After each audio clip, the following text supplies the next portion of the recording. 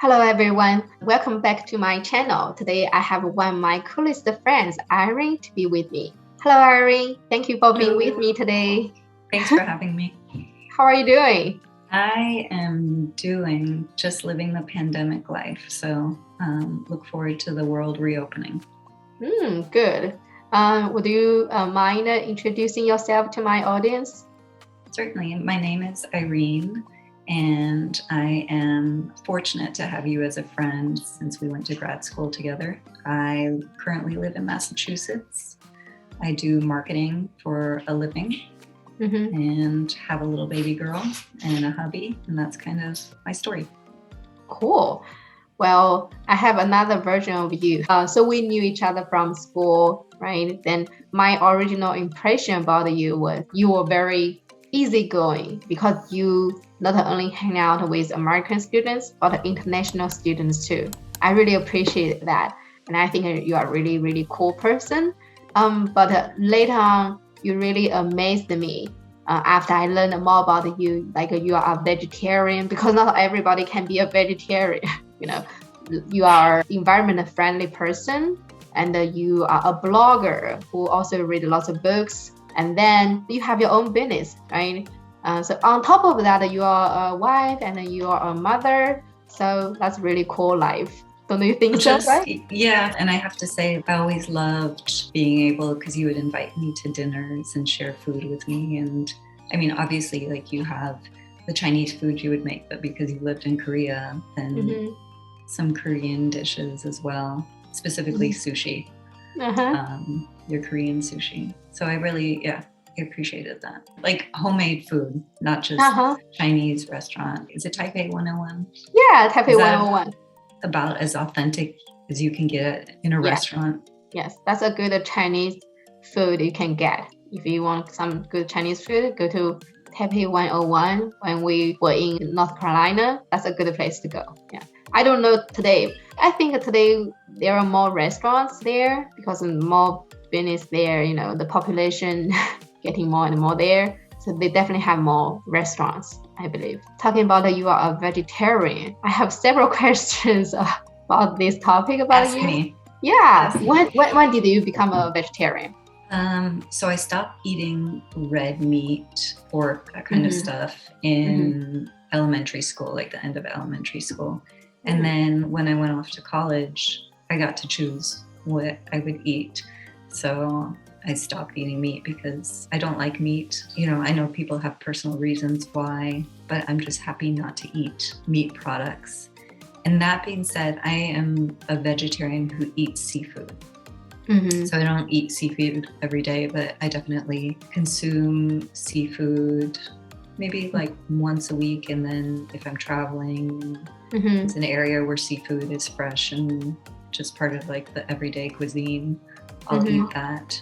Like I would think in China, people who live on the coast do rely as like one of the main sources of food, right? Or is it like more common geographically to eat fish products? Not really today, In the old days, maybe people live on the coast, maybe rely on fishing. But today it's not necessary. People have more food than they used to. They can eat whatever they want. Everything is accessible. Yeah. Well, I mean, same in the States, but still like geographically, depending on where you are, maybe a certain kind of fish is more common, or, this kind of seafood is more common than something you'd get in the South or in the Midwest because it's just accessible. Absolutely. Some of the cities on the coast, they have more fresh seafood available. So yeah, absolutely.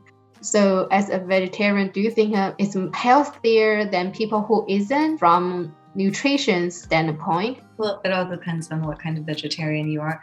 I think you've probably heard of the plant-based movement where people aren't necessarily vegan, but they incorporate more plant-based foods. Like, I feel like everybody knows that, like, eat your vegetables. You're supposed to eat your vegetables. Again, it depends on what type of person you are. So for instance, now that we're in Massachusetts, I hadn't ever been part of a CSA, but we joined a CSA. So we go to a local farmer's market, and every week we pick up a box of veggies that are grown in the season. I don't want to say it's a healthier diet, but I think if you're conscious of how you eat, obviously environmentally, nobody should be eating a lot of meat because it is contributing to climate change in a negative way.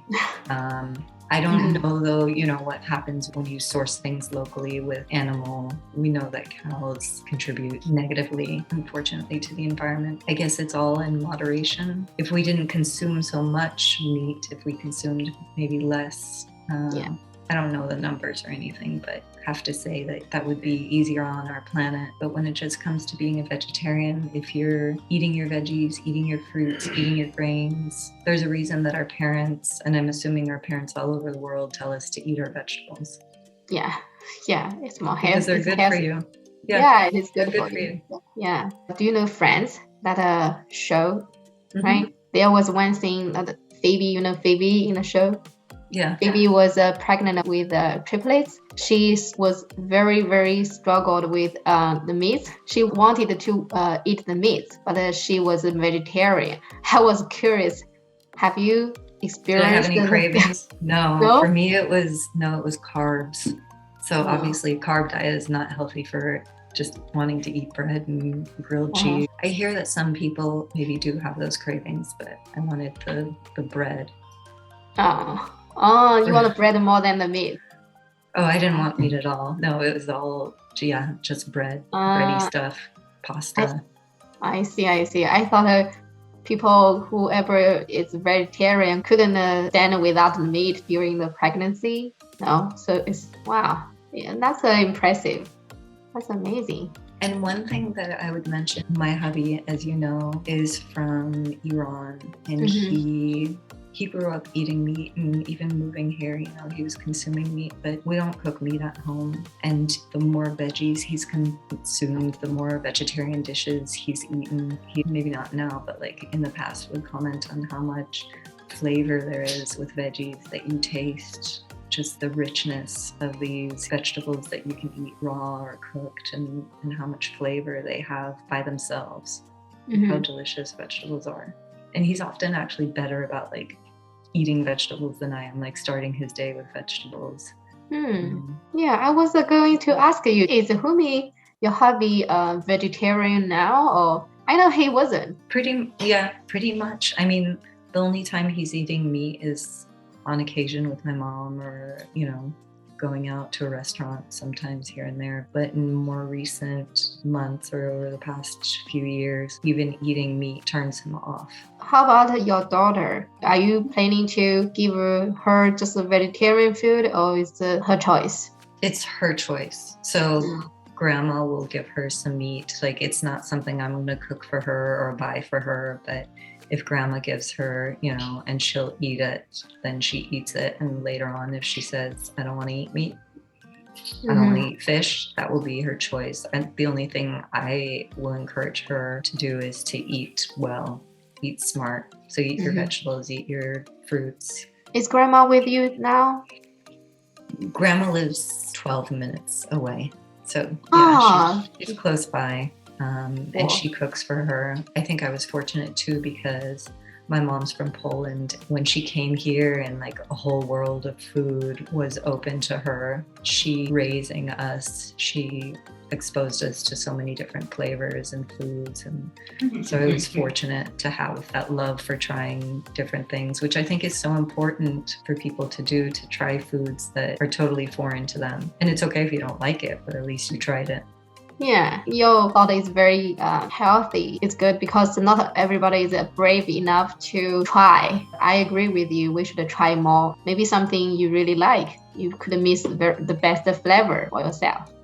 Yeah, so I don't know if you ever read or hear stories, but like, because we know the impact of livestock on the planet, we definitely need to reduce consumption. People are looking at like crickets and other bugs that we can consume, which is not part of the American cuisine by any means. So I think for many of us, it kind of makes us squeamish, the idea of eating bugs, but they're way more sustainable. And so it'll be interesting. Like, I haven't eaten a bug, like a whole bug itself, but I had cookies with cricket powder or cricket flour in them. You can't tell the difference because it's masked by the peanut butter flavor or whatever flavor.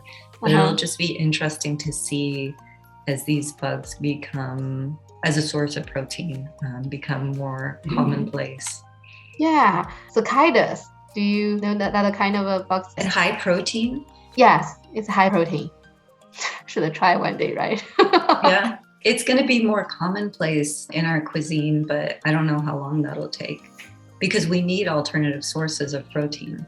Yes. Last year, I believe in the summer, America has the most cicadas ever because, I don't know, they all of a sudden have the cicadas blues last year. And American people just don't know how to eat. No. I've never been to a restaurant where they were on the menu.